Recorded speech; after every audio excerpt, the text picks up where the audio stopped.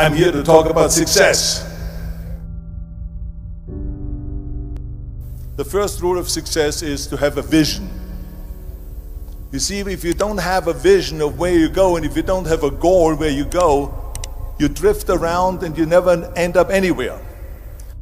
I mean, as you know, I was born in 1947 in Austria after the Second World War. So I was very fortunate that I stumbled onto my vision. And I didn't really like Austria when I grew up. I couldn't wait to get out of there. I couldn't see myself becoming a farmer or a worker in a factory or anything like that, even though my parents wanted me to stay there and have a normal life. But that was their vision, not mine. My vision was totally different. I felt that I was born for something special, for something unique, for something big. Then one day I went to school. I remember I was 11 years old, and they showed a documentary about America. And there they showed in this documentary the huge skyscrapers, the high-rises, the huge bridges, the 6-lane freeways, and all of this stuff. And I said to myself, that's where I want to be. I don't want to be around here with these little farmhouses and these little buildings. I want to be in America. And one day after school, I walked by a store in Graz. So I went inside and I looked around and I looked at this stuff, and I saw a magazine. I saw a bodybuilding magazine that had Reg Park on the cover. Reg Park was then a 3-time Mr. Universe. And I saw him on the big screen as Hercules. I read that and I said to myself, wow, this is the blueprint for my life. This is exactly what I want to do. I want to become a bodybuilding champion just like Reg Park. I want to get into movies just like Reg Park. And I want to make millions of dollars and be rich and famous just like Reg Park. Do you know how great it felt that I knew where I was going? Imagine the majority of people don't know where they're going.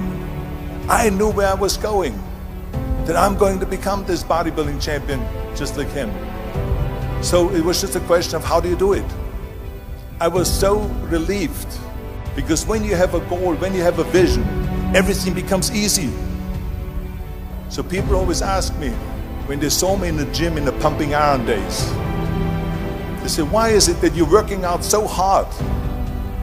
5 hours a day, 6 hours a day, and you have always a smile on your face. And I told people all the time, I said, because to me, I'm shooting for a goal. In front of me is the Mr. Universe title. So every rep that I do gets me closer to accomplishing that goal, to make this goal, this vision turn into reality. Every single set that I do, every repetition, every weight that I lift will get me a step closer to turn this goal into reality. So I couldn't wait to do another 500-pound squat. I couldn't wait to do another 500-pound bench press. I couldn't wait to do another 2,000 reps of sit-ups. I couldn't wait for the next exercise. At the age of 20, I went to London and I won the Mr. Universe contest as the youngest Mr. Universe ever. And it was because I had a goal. So let me tell you something, visualizing your goal and going after it makes it fun. You got to have a purpose no matter what you do in life. You got to have a purpose.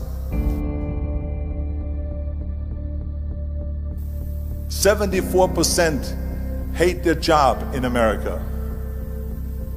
Now this is not much different when you come to Europe. The majority of people don't like what they're doing, because they're really not doing it because they didn't have a goal and they followed this goal. They just aimlessly drift around, and then all of a sudden there's a job opening, so they get that job because you have to work. But then when you work, it's a chore. It's work. It's not fun. So if you think about, only a quarter of the people really enjoy what they're doing in life. That is unbelievable if you think about it. So I felt so blessed that I knew what I was doing. It's like a medical student that studies and knows he wants to become a doctor. You know where to go. And the same thing is also in politics. I remember that in politics, I had a very clear vision that I will be the leader of California. This is as far as I could go because I was not born in America, so I could not run for president.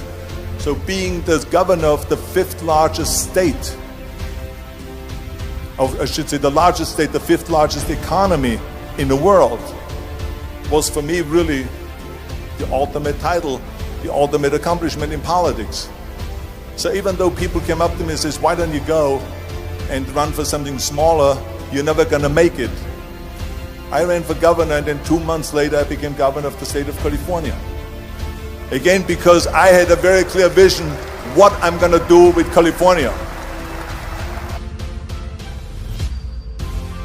So that's rule number one, have a vision. Rule number two is, don't listen to the naysayers. Don't listen to the naysayers.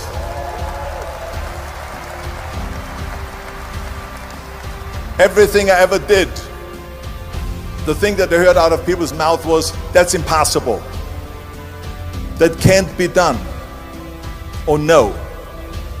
That is exactly what I heard, and of course I proved to the people that it can't be done. So whenever someone said to me, it can't be done, I heard, it can be done. When they said no, I heard yes. And when they said it's impossible, I heard it is possible.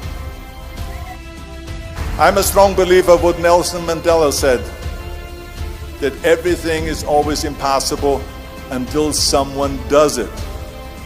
Well, I'm going to be the one, I said to myself, I'm going to do it and I'm going to show it to them. Maybe it has never been done before. That's perfectly fine with me. But I'm going to do it. And I did not listen to the naysayers. It's all about the hard work that you put in. I said to myself, in bodybuilding I worked out 5-6 hours a day. I'm going to do the same thing now for acting. And of course I went to college to study English. I studied the accent removal, acting classes, and all of this stuff all day long. I worked and I worked and I worked. And within a short period of time I made one movie called Hercules in New York, which of course went right into the toilet. But it didn't discourage me. I still had the same vision. And then all of a sudden I did Streets of San Francisco. I did Stay Hungry and Pumping Iron and The Villain. And then all of a sudden I was asked by Dino De Laurentiis and by Universal Studio to star in Conan the Barbarian. And after I did Conan the Barbarian, the director at the press conference said to the press, the director was John Milius, he said to the press, if we wouldn't have had Arnold, we would have had to build one. So think about that. The very body that they said can never be sold because the time is wrong.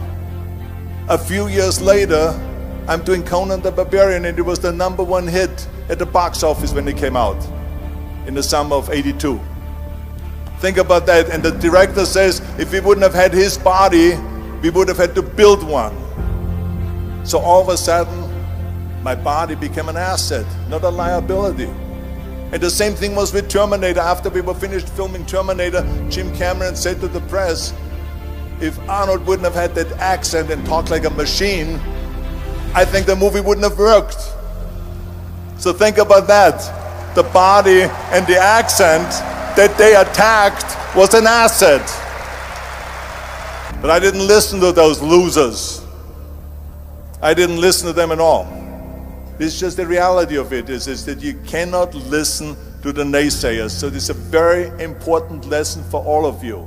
So when someone says, no, this is a stupid idea, you in your mind, you don't have to say it, but in your mind just say this, fuck you, you're an asshole. What do you know?